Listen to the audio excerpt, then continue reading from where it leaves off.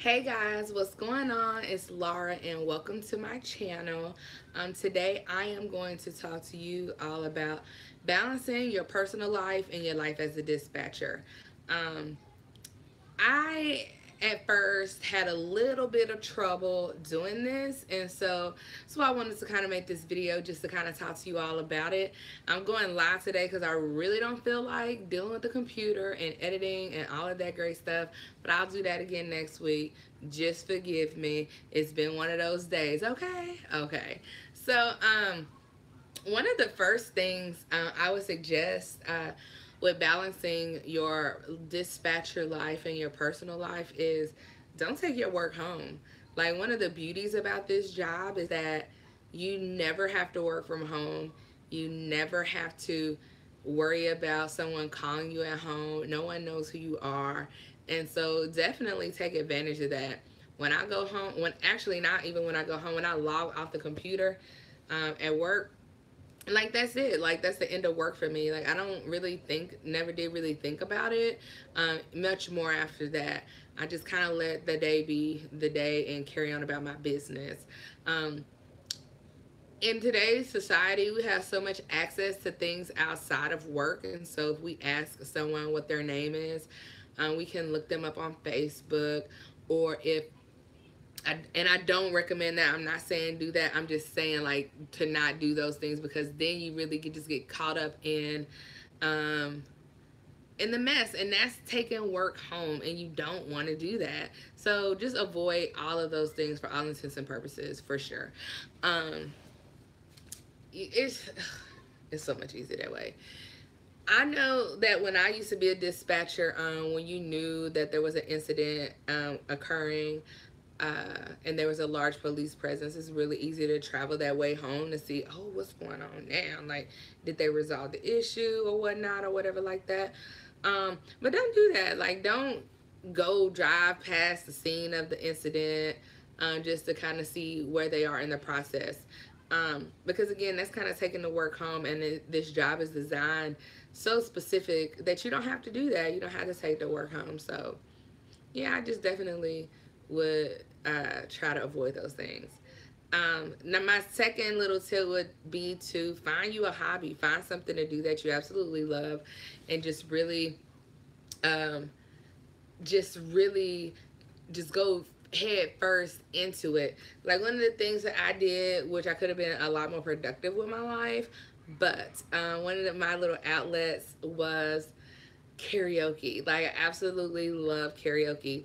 And I loved karaoke before I became a dispatcher, but after I was a dispatcher, I just really just dove into karaoke, and I would go all the time just because it was a way for me to just like express myself, to vent, and to just have a good time singing. And even if I had a couple of drinks and I didn't sound that good when I was singing, I still had a good time. And my number one, and I'm the kind of chick that's gonna sing the same song just about every time she go to karaoke. And my go-to karaoke song, here it is.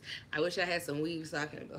Uh, I see you driving around town with the girl I love, and I'm like, fuck you. Anyway, that's my go-to karaoke song. So I just love karaoke, and I love to sing and have a good time and to express myself. And that definitely gave me an outlet to do so. One of the other things I would suggest is to develop a group of friends at work. I never really hung out with people from work until I became a dispatcher, because nobody in this whole wide world understands what it's like to be a dispatcher except a dispatcher.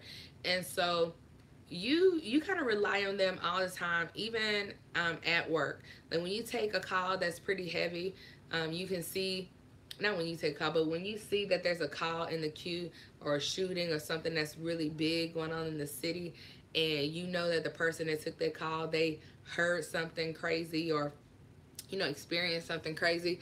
It's definitely a good idea, to just really kind of talk to them, see where they are. Just let them know that you're there for them if they need anything, they need somebody to talk to, they want to go have a drink, or just a walk around the park after work or something, if you work like in the daytime, and get off in the afternoon or whatever. But It's so good to have that, to have just your team, because like I said, nobody knows what it's like to do that job. You all are probably watching this video because you're interested to know, well, what is it like to be a 911 dispatcher? It's a pretty unique field. It's a pretty unique job, and not a lot of people have it. And so just having that camaraderie with your cohorts or your coworkers or whatever is just so good, right? I know I don't work at the agency that I used to work at anymore, but I know that there are plenty of times that we went out after work, or even on our off days, or even now I don't work there anymore, but they still invite me out. If they have a particularly rough day, they'll call me in advance and say, hey Laura, you want to go meet us here at the, at whatever time. And I definitely try to support my friends because I know what that job is like, and I know it's not easy. So it's really good to form a bond with your coworkers for sure. And my last little tip would be to just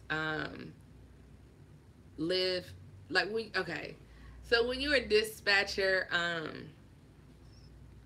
just really letting things go can be a little bit challenging. Like in our personal lives, at least in mine, I like to hold on to things. I like to have some type of control over things. You know what I'm saying? I'm kind of like a control freak, but that ain't none of y'all business. That's on me, right? So I'm kind of like a mini control freak, and I like to have control over things. But in 911, you have control over nothing because you're not there. Only thing you can really control is the caller.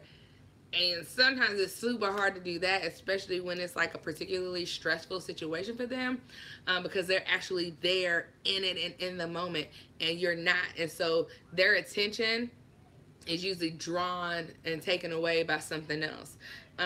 So it is important that if you are control free like me, okay, that you realize that you cannot control everything about 911. So it is imperative that you don't try to.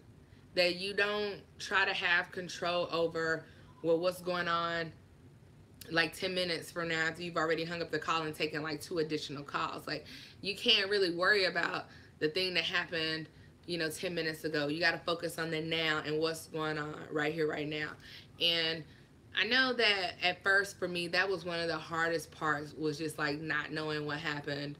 But as I continue to do the job, I just found that not knowing what happened was really a good thing, because I didn't have to worry about what happened. I didn't have to stress about, oh, well, what happened with this person, and did they catch this person? Did they do this or did they do that? There's always the call notes, and you can look back into it and see what happened, but just to really know like the specific details of everything, I just didn't catch myself engaging in those things because I didn't really want to know, because I didn't want to have to think about that all the time. I mean, you take a lot of calls, people, and if you thought about continuously everything that happened in your calls, you'd end up a mess. So yeah, I know it's not much in this video, guys, but I think it's just some really good information for you on like balancing your personal life. It's really easy. It's a job that you could get burnt out on really quick. I know the agency that I worked on, there was tons of overtime available. But thank God they only allowed us to do 20 hours a week. When we're already working a 40-hour-a-week job, and sometimes your overtime is mandated, it's important to get your rest when you can. I remember times going in at 3 o'clock in the afternoon and getting off at 3 in the morning, and then going in at 11 in the morning, and then not getting off till 11 o'clock at night. That's a lot, and that's 12 hours of taking 911 calls. And for anybody, guys, I don't care how experienced you are, I don't care what kind of calls you've taken, that is a lot, and you can definitely burn out on it real quick. So anywho, I really hope that this was helpful for somebody, and yeah, hope you enjoyed this video. I'll definitely do a few more videos about the hiring process, but because today I went and like I told y'all, I am applying to work at another agency, and today I went and did my interview, but I can't really talk about that because I had to sign like a kind of like a non-disclosure kind of thing about that process, so that I don't give anybody any heads up or any tips on the on that part of the process. So I can't give y'all tips on that. Okay, but any other thing I'll tell you about if I can. Like, I'm not gonna like lose my job or not get a job because I'm trying to help y'all get a job, and then y'all get a job and I'm sitting here looking like Boo Boo the Fool with no job and stuff. Okay, so thank you.